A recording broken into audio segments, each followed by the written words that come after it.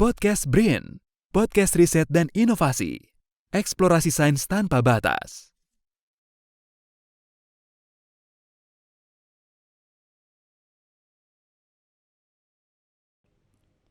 Assalamualaikum warahmatullahi wabarakatuh.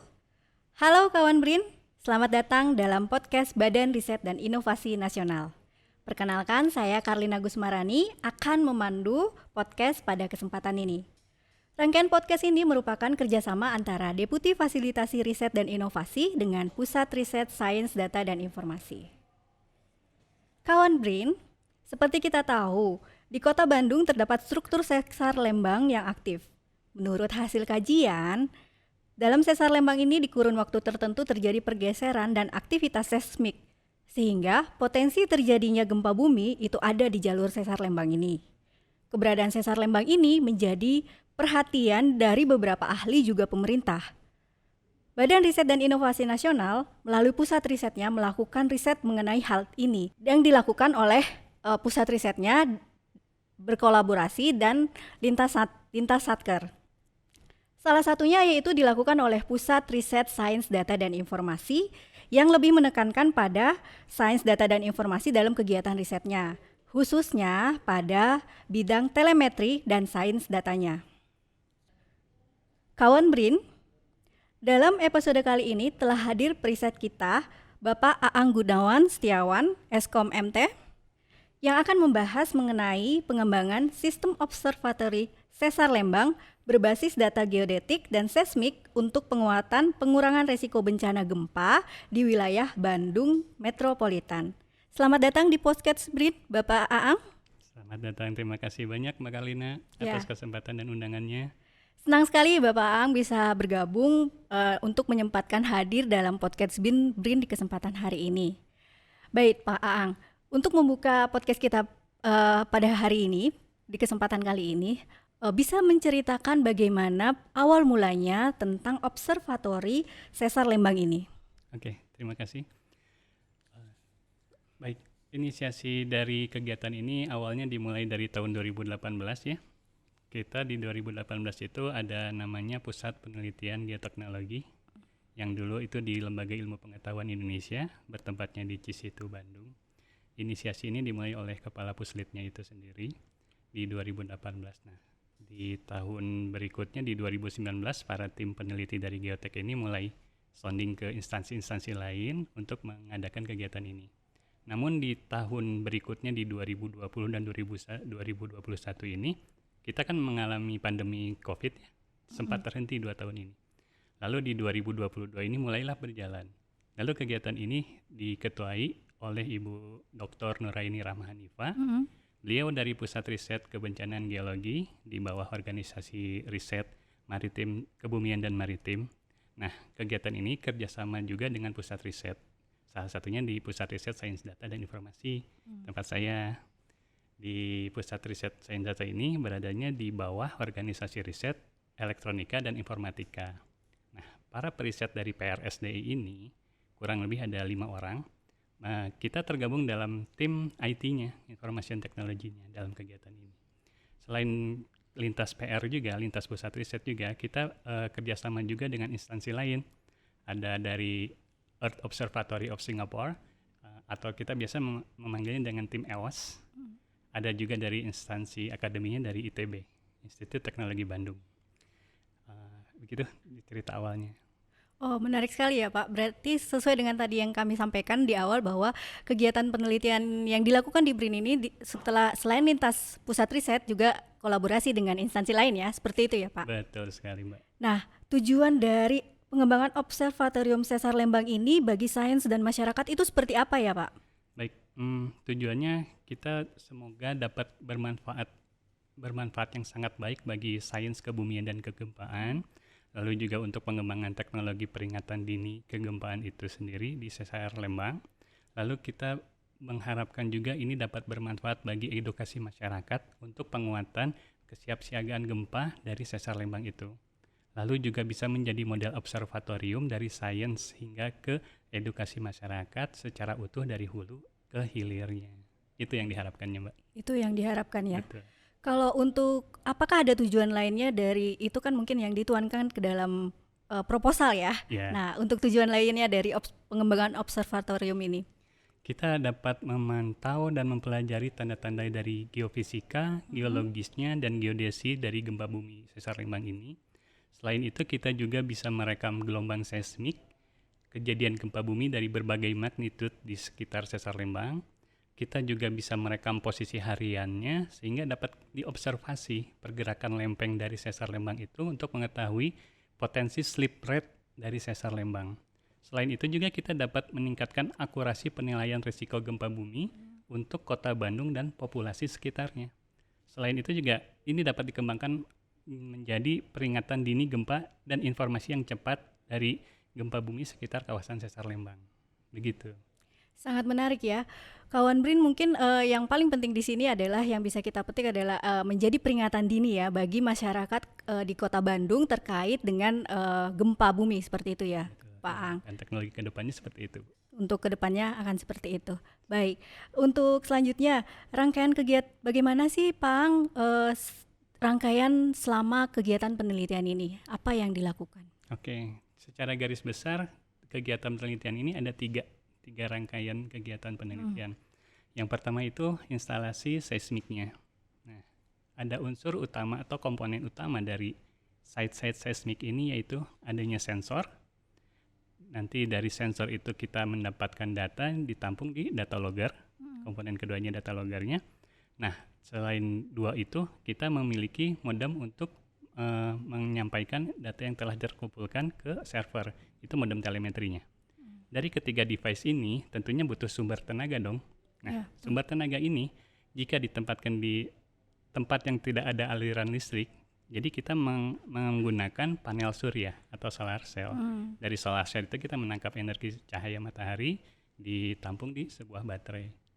Nah, dari instalasi seismik itu ada seismometer yang dapat digunakan untuk merekam observasi gelombang seismik, termasuk gempa-gempa kecil yang merupakan indikasi dari aktivitas sesar itu, sesar Lembang ini. Nah, yang kedua adalah instalasi GPS. Komponen utama dari instalasi GPS ini adalah sensor atau receiver GPS dan antena. Receiver yang digunakan GPS ini adalah receiver berfrekuensi ganda yang berjalan pada sistem operasi Linux dan berkomunikasi terutama melalui jaringan lokal area atau bisa juga melalui wide area network. Jadi dari GPS ini kita dapat mengoperasikan receiver sebagai stasiun referensi yang bisa berdiri sendiri ataupun kita bisa mengintegrasikannya ke dalam jaringan yang dapat disesuaikan atau kita bisa manageable GPS receiver itu sendiri. Kita bisa atur sesuai dengan kebutuhan kita. Gitu, Mbak. Ya, tadi sempat Pak Ang sampaikan mengenai tentang telemetri ya Pak ya. Betul. Nah, bisakah disampaikan kepada kawan Brin gambaran mengenai sistem telemetri yang digunakan dalam observatori sesar Lembang ini?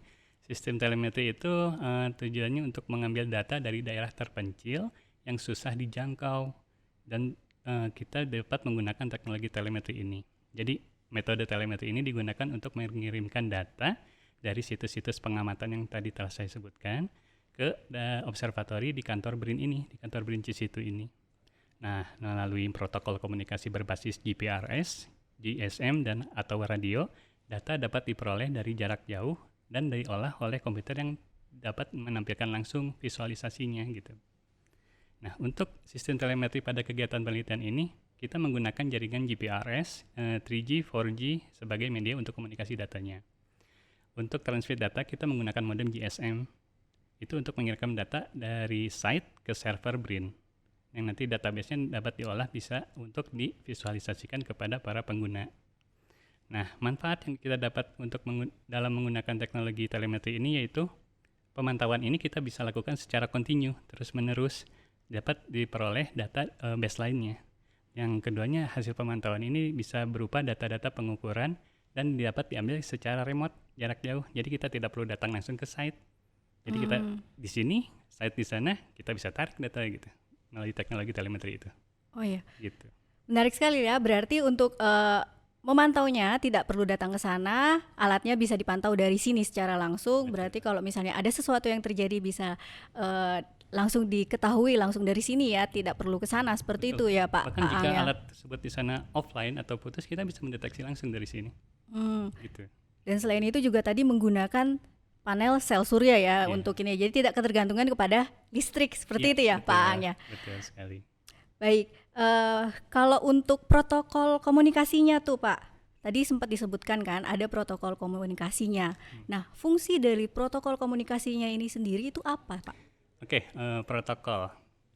Mbak Kar pernah ini nggak melihat protokoler kepala BRIN?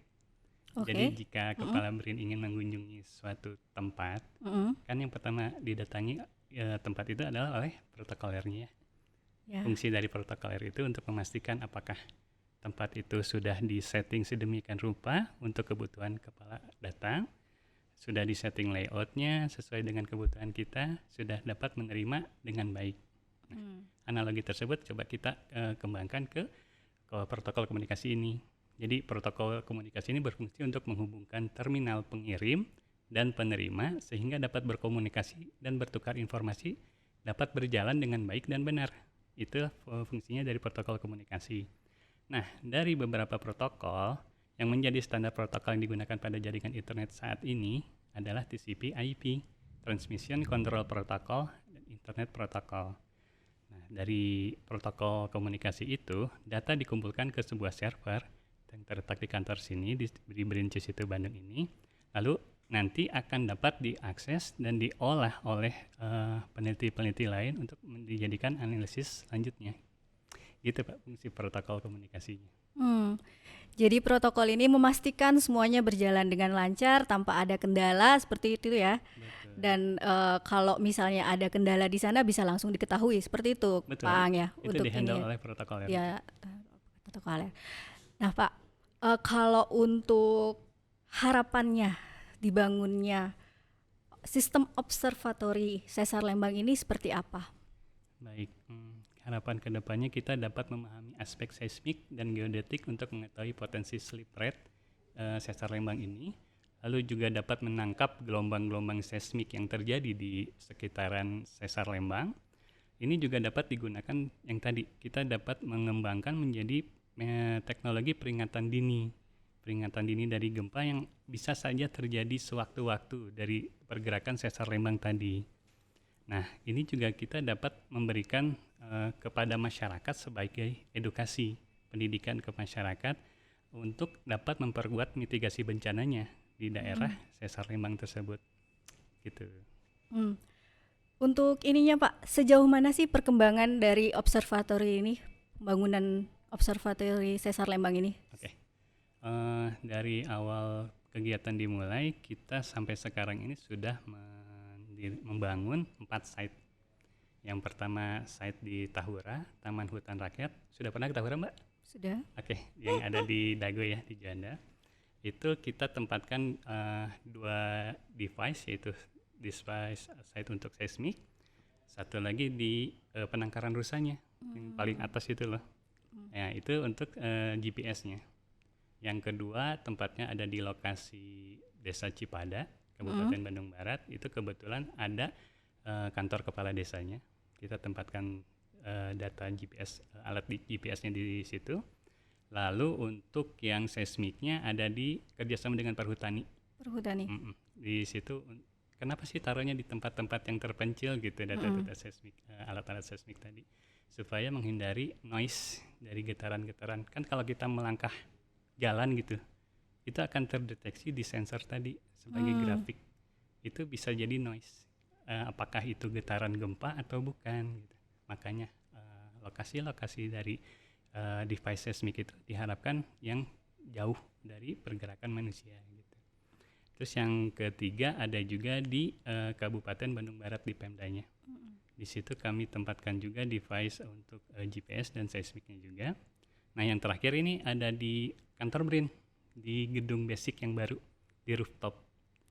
Itu ada alat GPS. Kenapa ditaruh di paling atas? Supaya ada wide areanya, range-nya lebar gitu. Jadi kita dapat menangkap banyak satelit di atas yang tidak terganggu, terhalang dengan halangan-halangan lain yang dapat menghalangi satelit tertangkap gitu.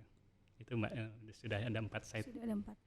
Rencana kedepannya apakah akan ditambahkan lagi Ya, untuk saya dengar pembangunannya? seperti itu di tahun 2023 nanti proposal sedang dalam pembuatan dan akan banyak lagi site-site yang akan dibangun di sekitaran Sesar Lembang atau mungkin juga nanti akan maju ke Sesar Baribis mungkin. Sesar Baribis. Baribis itu. Oke.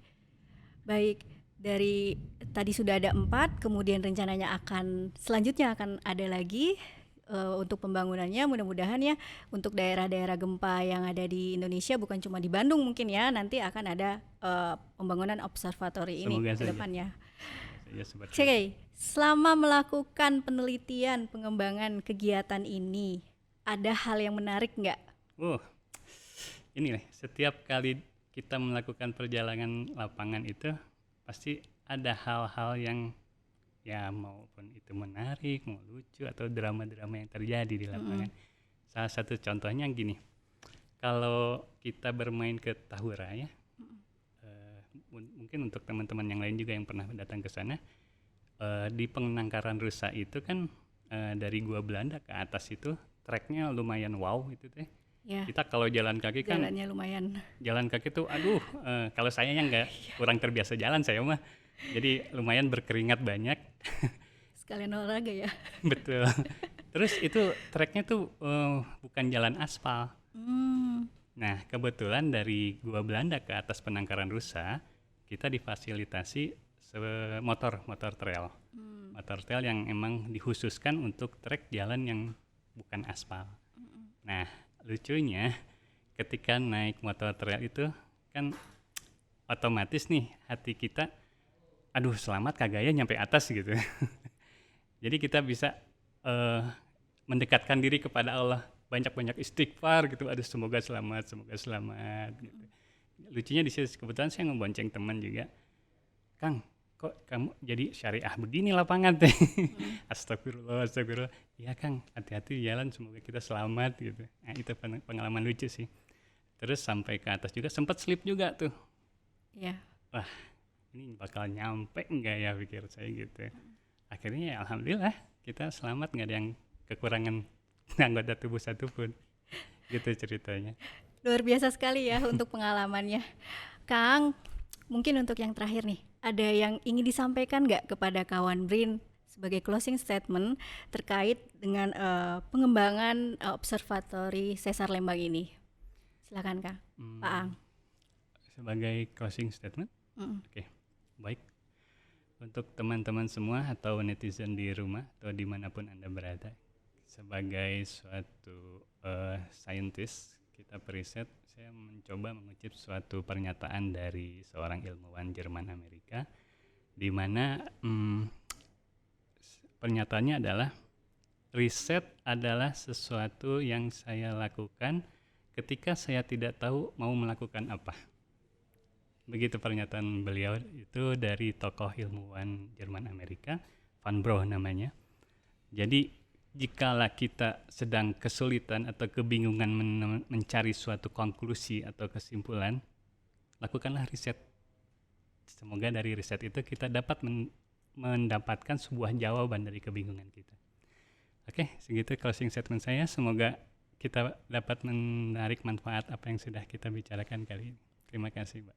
Baik, terima kasih Pak Aang atas kehadirannya pada podcast Badan Riset dan Inovasi Nasional pada kesempatan hari ini. Kawan BRIN, dengan statement terakhir dari Pak Aang tadi, demikianlah akhir dari podcast Badan Riset dan Inovasi Nasional pada kesempatan hari ini. Semoga apa yang kita obrolkan dengan riset kita di hari ini dapat bermanfaat untuk kita semuanya. Sampai bertemu di podcast BRIN berikutnya. Salam eksplorasi sains tanpa batas. Podcast BRIN, podcast riset dan inovasi, eksplorasi sains tanpa batas.